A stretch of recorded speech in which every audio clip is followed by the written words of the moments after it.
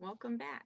Today we're going to take a look at the story of Jonah, but not just the first part of the story where Jonah gets eaten by the whale.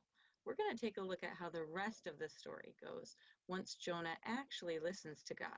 So find a comfy place to be and listen in. Let's see what God was teaching Jonah. During the time when the Syrian power was on the decline, the Assyrians who lived along the river Tigris grew steadily in power. At this time, a prophet named Jonah preached the word of the Lord to the Israelites.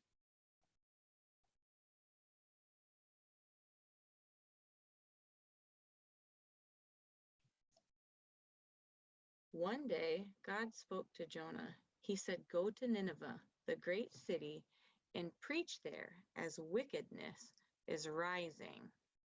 But Jonah did not wish to preach to the people of Nineveh, for they were the enemies of his land, Israel.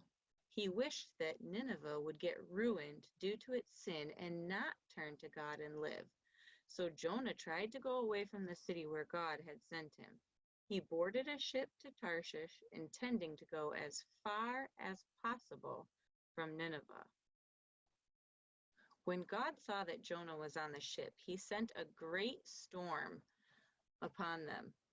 It seemed as though the ship would break into pieces.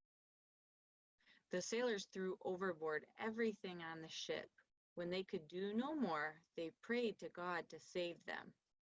All the while, Jonah was lying fast asleep under the deck of the ship. The captain at that time came to him and said, "How can you sleep at such an hour? Pray to your God. Perhaps he will listen to you." When the storm continued to rage around the ship, the sailor said, "There is someone on this ship who has brought upon us this trouble. Let us cast lots and find out who it is." Then they cast lots, and the lots fell on Jonah. The next moment, the sailors asked Jonah many questions like who he was, where he came from. Jonah quietly said, "Throw me into the sea, and the storm will cease at once. I know that it is due to me that this great storm is upon you." But the men were not willing to throw Jonah into the sea. They rowed hard to bring the ship to land, but they just could not. They prayed even harder, and at last, when they could do nothing else to save themselves, they threw Jonah into the sea. At once, the storm stopped, and the sea became calm. When Jonah fell into the sea, God sent a whale and swallowed up Jonah. Jonah was alive inside the whale for 3 days and 3 nights. When inside the whale, Jonah prayed to God, and God heard his prayer.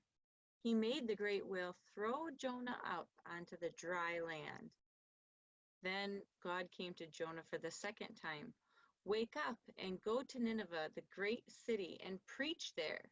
So Jonah went to the city of Nineveh, and as he entered it, he called out to the people, "Within 40 days, Nineveh shall be destroyed." He walked through the city all day, crying out this message. The people of Nineveh believed that this was the word of God. They turned away from their sins and fasted. The king of Nineveh arose from his throne and laid aside his royal robes. He covered himself with sackcloth and sat amidst ashes as a sign of his sorrow. He also sent out a command to his people that they should keep fast, seek God, and turn away from all of their sin. When God saw that the people of Nineveh were sorry for their wickedness, he forgave them.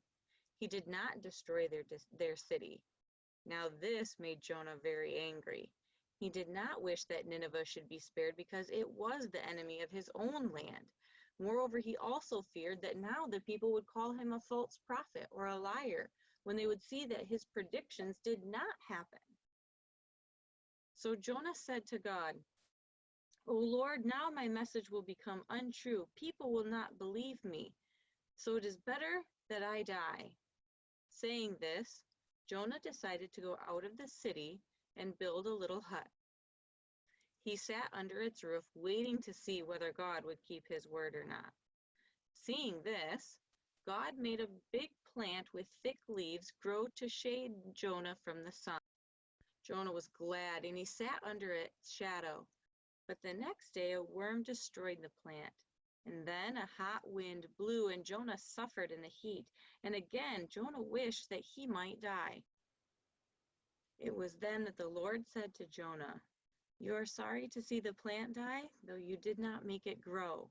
Shouldn't I then have pity on Nineveh, where there are so many men, little children, and cattle?"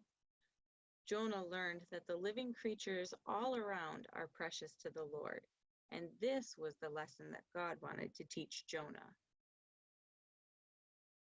So when we think about this story of Jonah, what does God want us to learn from him? Maybe it's to teach us that sometimes God's going to ask us to do really hard things that we might not want to do. Maybe it's to remind us that all people are precious to him. Maybe it's to remind us to trust his plan when things seem scary. So when you're scared or nervous or unsure of what to do, let's remember that we can trust God, that he has a plan and knows what he's doing, and all we have to do is listen. I hope you guys have a great week, and we'll see you again next Sunday.